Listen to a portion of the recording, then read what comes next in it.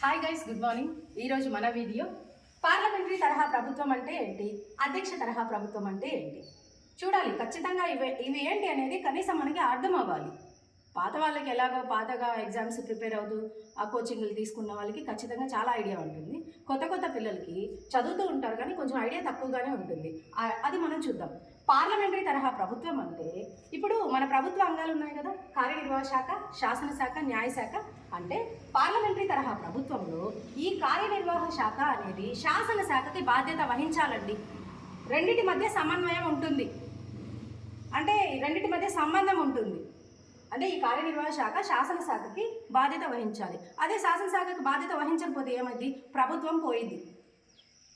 అదే అధ్యక్ష తరహా ప్రభుత్వంలో ఈ కార్యనిర్వాహక శాఖ అనేది శాసనశాఖకి బాధ్యత వహించాలని లేదు. రెండు శాఖల మధ్య సమన్వయం అనేది ఉండదు. అధ్యక్షుడికి ఎనలేని పవర్ ఉంటుంది. అంటే ప్రభుత్వాధినేత, రాజ్యాంగాధినేత అధ్యక్ష తరహా ప్రభుత్వంలో ఒకరే ఉంటారు. అదే పార్లమెంటరీ తరహా ప్రభుత్వంలో ప్రభుత్వాధినేత వేరుంటారు, రాజ్యాంగాధిపతి కూడా వేరుంటారు. కాబట్టి డిఫరెన్స్ అనేది ఒక్కసారి చూడండి. Thank you.